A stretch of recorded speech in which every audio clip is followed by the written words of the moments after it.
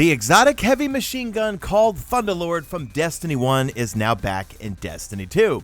We are going to review it in this video. Now, while at the end of Destiny 1, I was not a big fan of Thunderlord, and I'm going to go out on a limb here and give you the punchline and say that I think Destiny 2's version of Thunderlord is better than a Destiny 1 version. The next DLC release, called Black Armory, which will be releasing in December, heavy machine guns are coming back. So I think this is the perfect time right now to get used to using heavy machine guns, and I think this is a worthy slot of an exotic. You will find in PvP, PvE, and also Gambit, one, you've got great perks on this thing, and it does have a new perk that's unique to the Thunderlord that was not in Destiny 1. Two, it is high damage, so it will be great for ad clearing and also laying into bosses.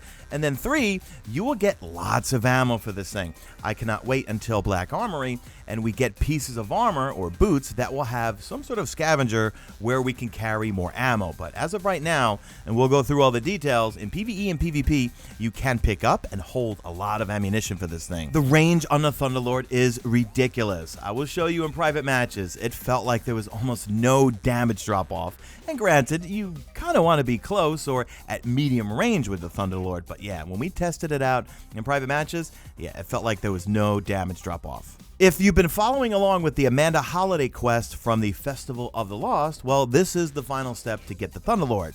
Now, the other steps have been really easy, and this one's pretty easy too. However, it's a big Easter egg and throwback to Destiny 1. Because you go back to the Cosmodrome, you go back to the main room where the first initial Destiny 1 trailer, I believe it was E3 2013, I think, where they killed this big yellow fallen dude and then he dropped the Thunderlord. So this was a cool Easter egg. It's fairly simple. We just went in with three of us and wasted everything. When you kill this and complete it, you go back and then Amanda Holiday will give you Ives' last exotic engram. You decrypt it with the Cryptarch and you have yourself a Thunderlord. Just like the Whisper of the Worm, when that weapon became available, Tessa Everest has two bundles that you could purchase with silver. One is the Sky Deity bundle and the other one is Faster Than Speed bundle. Each one comes with some bright dust, a transmat effect, and an exotic ornament for your Thunderlord. The Thunderlord fires 450 rounds per minute, but it has way more impact than anything else that fires 450 rounds per minute. The new perk is called Rain Havoc. Kills with this weapon generate lightning strikes from above. Now, I found this really useful in PvE. In PvP, I'm going to show you in private matches, it's just enough damage to take a Guardian's shield down, but not really do any damage to them if a Guardian is standing right next to another Guardian that you killed. Then you have polygonal rifling, which will give you some more stability. You have armor-piercing rounds, which will slightly increase the range. And then we have the main perk from Destiny 1 back, lightning rounds. This weapon fires faster and more accurately the longer the trigger is held.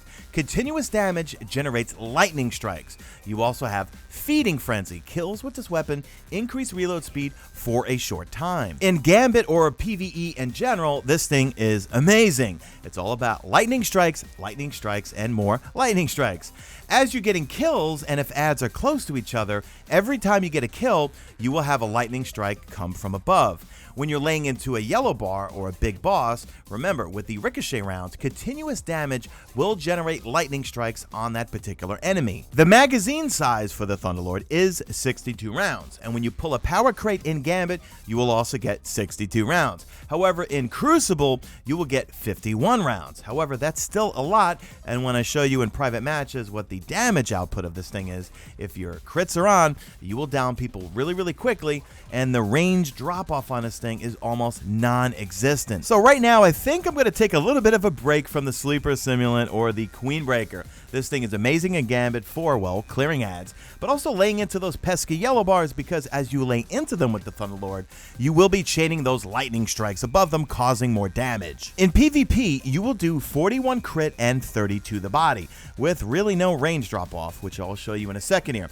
Here are my boys, Son of Krypton and Rocco. Now, I'm going to waste Rocco here. Now, the lightning strike that came down from above, it took down half of Son of Krypton's shield.